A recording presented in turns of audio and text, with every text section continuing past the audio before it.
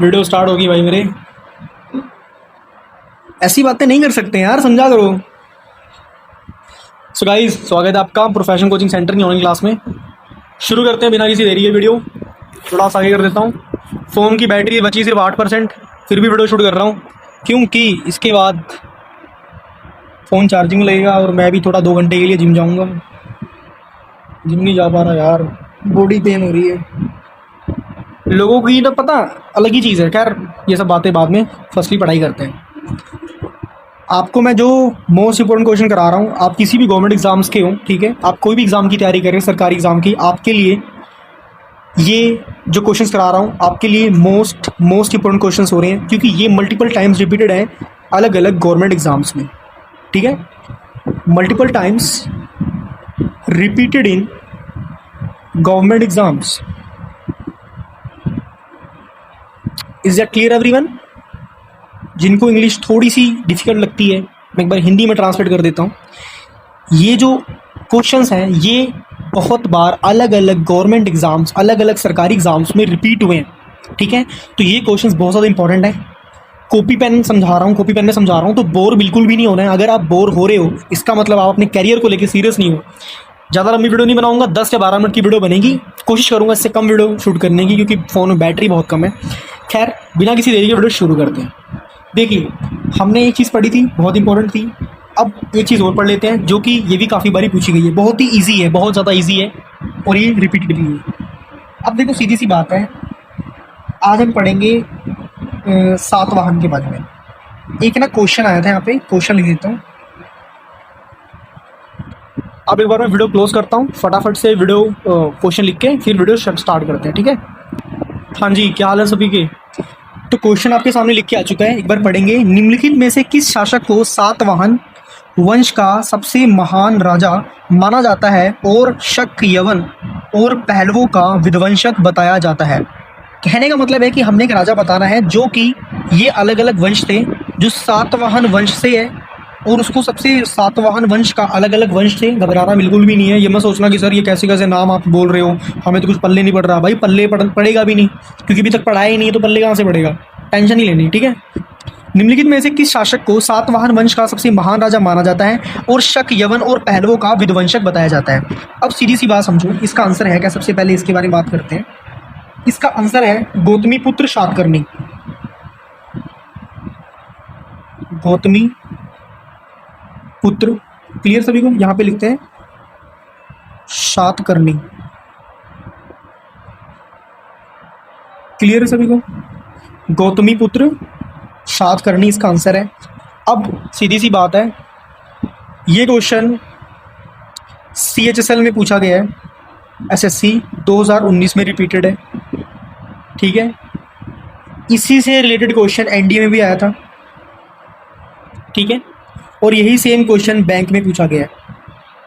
जो banking exam देते हैं उनमें भी ऐसे क्वेश्चन आते हैं, तो ये उनमें से एक क्वेश्चन था जो कि इनमें आया हुआ है। खैर आगे बढ़ते हैं। अब देखो, हम पढ़ेंगे सातवाहन वंश के बारे में। सातवाहन वंश के बारे में क्लियर है सभी को? मैं आप एक लाइन मारता हूँ और यहाँ पे हम सॉल्व करना स्टार्ट करते हैं। तो सबसे पहली बात, संस्थापक कौन थे सातवाहन वंश के? ये क्या है? ये वंश है। ठीक है, इंग्लिश में बोलते हैं डायनेस्टी वंश को।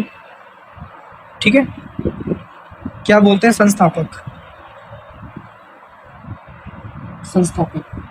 तो सातवाहन वंश की स्थापना किसने करी थी? वो थे जो से राजा सिमुक। कौन से राजा थे?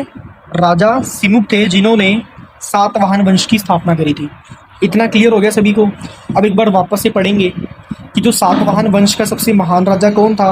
वो थे गौतमीपुत्र शातकर्णी, जिन्होंने शक, यवन और पहलवों यानी कि 3 वंश उजाड़ दिए थे कंप्लीटली जड़ से। वो कौन से थे? शक, यवन और पहलवों। ये नाम है, नाम को आपको एज इट इज अच्छे स्टूडेंट्स की तरह याद करना पड़ेगा। ठीक है, इसमें कोई ट्रिक विक नहीं लगती। अब देखो, यहाँ पर सबसे जो पावरफुल राजा था उसके बारे में बात करेंगे। सबसे पावरफुल राजा यानी सबसे पावरफुल किंग। जो सबसे पावरफुल किंग कौन था? वो था ये गौतमीपुत्र शातकर्णी। कौन था? अभी इसके बारे में कि ना आपको बहुत ही मस्त चीज़ बताऊंगा, आप सुन के शौक हो जाओगे। गौतमी पुत्र सातकर्णी। अब मेरी बात को समझो, जो उसकी माता थी ना उसका नाम गौतमी था। इसने अपना नाम अपनी माँ के नाम से स्टार्ट करा था। इसने बोला था मैं हूँ तो अपनी मम्मी की वजह से हूँ, अपनी माँ की वजह से हूँ, तो अपना नाम सिर्फ सातकर्णी नहीं लूँगा, मैं अपना नाम क्या है अपनी माँ का नाम लगाऊंगा। तो इसने लगाया था गौतमी पुत्र सातकर्णी। ठीक है।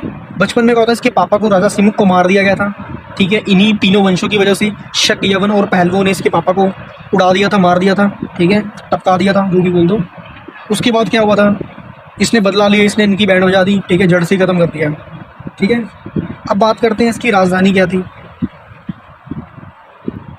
राजधानी यानी कि कैपिटल, जैसे हमारी इंडिया कैपिटल क्या है, दिल्ली, न्यू दिल्ली। ठीक है। तो इसकी राजधानी का नाम क्या था, प्रतिष्ठान। प्रतिष्ठान। क्लियर। अच्छा एक बात और बताता हूँ आप सभी को, अगर मेरे 50 सब्सक्राइबर हो जाएंगे तो मैं लाइव क्लास लगा सकूँगा। ठीक है।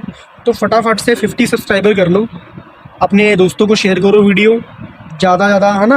अगर हमारे पास 50 सब्सक्राइबर हो जाएंगे फिर हम वीडियो आराम से लगा सकेंगे। तो आपको मैं छोटा सा काम देता हूँ, फटाफट से 50 सब्सक्राइबर्स कंप्लीट करवा दो ताकि मैं लाइव क्लास लगा सकूँ, क्योंकि 50 सब्सक्राइबर्स के बाद ही लाइव क्लास का ऑप्शन आता है, अदरवाइज़ हम लाइव क्लास नहीं लगा सकेंगे। क्योंकि लाइव क्लास में क्या होगा, मैं आपके डाउट सोल्व कर सकूँगा। ठीक है। तो आपके डाउट सोल्व हो जाएंगे, वो भी फ्री ऑफ कॉस्ट। तो फटाफट से इस काम को कंप्लीट कर लो, और ये काम मैं नहीं कर सकता, आप लोग कर सकते हो, इसलिए आपको बोल रहा हूँ। आगे बढ़ते हैं कि इसके ज़माने में जो सिक्के चलते थे, जो करेंसी चलती थी, वो कौन सी चलती थी, तो वो चलती थी लेड के। लेड मतलब क्या होता है, लेड होता है सीसा। It is an element. ठीक है। अगर आप केमिस्ट्री पढ़ते हो, अगर आप 12th क्लास या 11th क्लास की केमिस्ट्री पढ़ते हो, क्या पढ़ते हो, केमिस्ट्री, तो उसमें आपको पढ़ाया जाता है hydrogen helium, lithium, barium, boron, है ना, carbon, nitrogen, oxygen, fluorine, chlorine. तो ये सारी आप पढ़ते हो। नोबल गैसेस में पढ़ लेते हैं, जेनॉन, नियोन, हीलियम। ठीक है। तो जो सी ये पढ़ रहे हो आप, क्रिप्टॉन, ये सारी चीज़ों से आपको बता रहा हूँ ना मैं, ये सारी चीज़ें हमारे एलिमेंट है, उसी में लेड आता है। और लेड का सिंबल क्या होता है, लेड का सिंबल होता है पीबी। ठीक है, लगी बात समझ में। जैसे हाइड्रोजन है, हाइड्रोजन को हम एच से डिनोट करते हैं, उसी तरह लेड को हम पीबी से डिनोट करते हैं, यानी कि इसका सिंबल पीबी है, हाइड्रोजन का सिंबल क्या एच है, कार्बन का सिंबल क्या है सी, नाइट्रोजन का सिंबल क्या है एन, ऑक्सीजन का सिंबल क्या है ओ। क्लियर सभी को। अब फॉर एग्जाम्पल H2O लिखते हैं, H2O यानी कि ये वाटर का फॉर्मूला है। ठीक है, it is the formula of water. अब इसमें वाटर बनता किस चीज़ से, बनता है हाइड्रोजन और ऑक्सीजन से, हाइड्रोजन प्लस ऑक्सीजन से बन जाता है वाटर। पर इसमें 2 हाइड्रोजन लगती है और 1 ऑक्सीजन लगती है। खैर अगर मैं बताऊंगा ये 2 और 1 क्यों लगती है, बहुत लंबा चला जाएगा।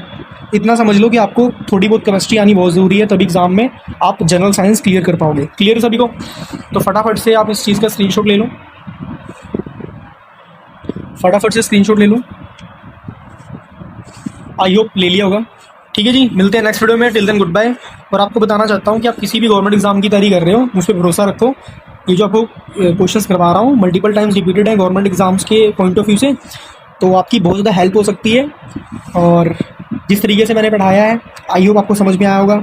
अगर थोड़ा सा भी कुछ दिक्कत परेशानी लग रही हो, कहीं से कुछ समझ में नहीं आए, तो वीडियो को 2 बार देख लेना, अच्छे से आपको सारी चीज़ें क्लियर हो जाएंगी।